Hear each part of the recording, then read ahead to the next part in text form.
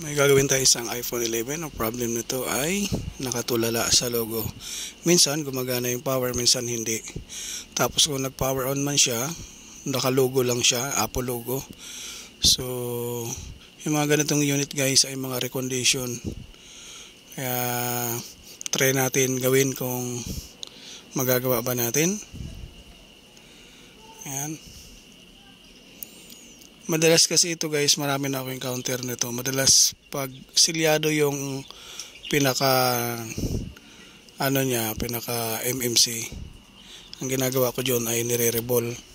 Pero kung open na yung, ayun, open na nga guys, open yung niya, open yung MMC niya. So ang gagawin natin dito, i-reheat na lang natin pero tatakpan natin yung mga gilid-gilid. Ayan ayaw mag-power on. Minsan kung mag-power siya, nakalogo lang pero hindi na tumutuloy. Kaya ang solusyon natin dito ay i-reheat natin yung pinaka-MMC para aalugin natin para gumalaw yung mga lead. Lalagyan natin ng counting flux. So subukan natin kung mag-back to normal ba siya guys. Ayan. Tatanggalin muna natin yung battery tapos binalik ko. Wala talaga. So ibig sabihin corrupted yung pinaka memory niya. Ang last option na gagawin natin dito ay aalugin natin yung pinaka MMC dahil yung MMC na to ay naka-open na siya. Pero kung hindi open to, babakbakin natin. Pero nakalagay kasi nakaangat na siya, ibig sabihin nagpalit na ng dating MMC yung ganitong unit. Ang kagandahan dito guys, hindi na tayo papahirapan kasi open na siya . So kailangan naka-disable yung battery. Ayan, aangat muna natin.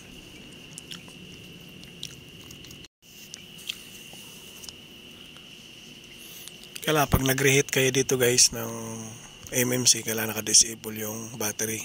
Tatakpan muna natin para siguradong safe yung ibang piyesa na hindi madamay. Ayan, iniingatan natin dito na hindi ma-damage yung ibang piyesa. Pero hindi ko na siya tinanggal doon sa may frame para hindi na dumami ang trabaho natin. Ang ginawa ko lang, tinakpan ko yung mga gilid-gilid para safe yung ibang parts na hindi madamay. Medyo makunat to guys, yung mga ganitong piyesa, makunat dahil yung lid nito sa loob na malalaki. So kaya matagal natin ito maalog.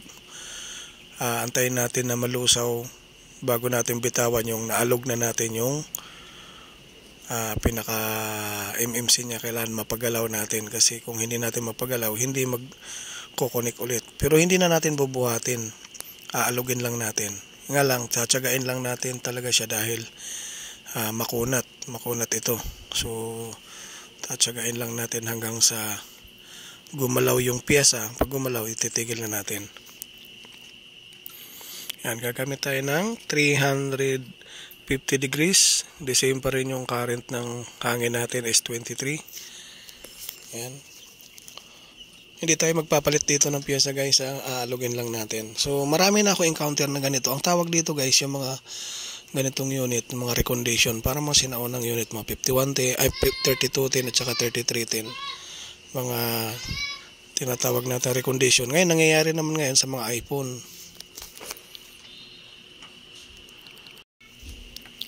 Parang lumalabas na yung mga piyesa nito, yung mga replacement, hindi po masasa quality, yan, nire-repair na lang.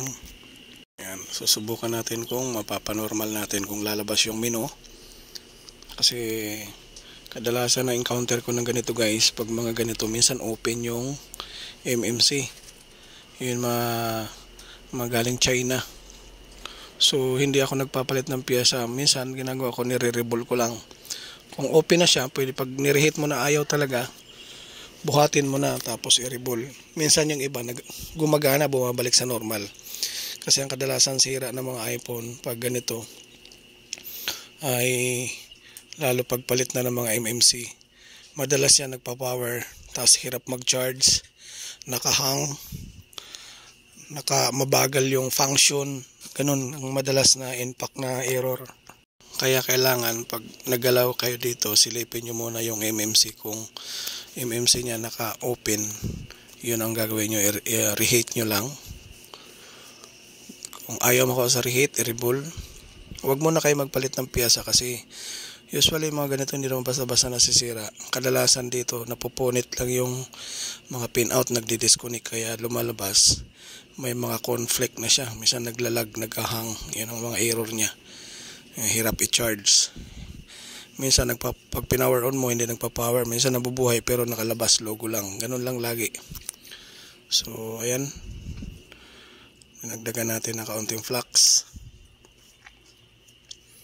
Matagal talaga to dahil makunat yung piyasa na to. Malakapal kasi yung LED. Di kapareho ng mga CPU, maliliit lang yung mga pinout. Ito talaga malalaki yung pinout niya. Kaya tiyagaan lang tayo hanggang sa malusaw. Pag naalog nito, okay na. Tigil na natin. Ayan. Sinadya ko to guys na hindi ko natanggalan yung mga tornilyo para hindi na tayo mahirapan mag baklas-baklas kasi ang daming tornilyo eh. Ayan. Dito na natin malalaman kung mapapagana ba natin yung unit na to. Kanina nag-power pero logo lang. Kaya disable ko yung battery, binalik ko ulit pero ayaw pa rin ulit. Nung pinower on ko ayaw pa rin mag-power. So yun yung conflict dito sa unit na to. So dapat mapalabas natin yung pinaka-menu niya. Ang dami ko na encounter nito guys sa mga ganitong unit. Hindi ako nagpapalit ng piyesa. Ganun lang lagi. Laging reball, alog, reball, ganun kadalasan, ganun lang. Ayan na, nag-power na siya. So titingnan natin kung mapalabas natin yung menu. I hope na makatulong sa inyo guys yung mga ganitong error sa mga kapwa ko technician na mga bago pa lang. So sana makatulong yung mga video na to. Ayan. Saksakan natin na charger. Lobat yung unit. Ayan. Nag-charge. Okay, gumana. So, kung bago ka man sa channel ko guys, huwag kalimutan mag-like at subscribe para lagi kayo ma-update sa mga bagong upload natin. Ayan, normal na siya. Kanina hindi gumagana. Ayan, okay na. So, see you in the next video ulit guys. Maraming salamat sa walang sawang suporta. Ayan, okay na guys. Thank you. So, ulitin.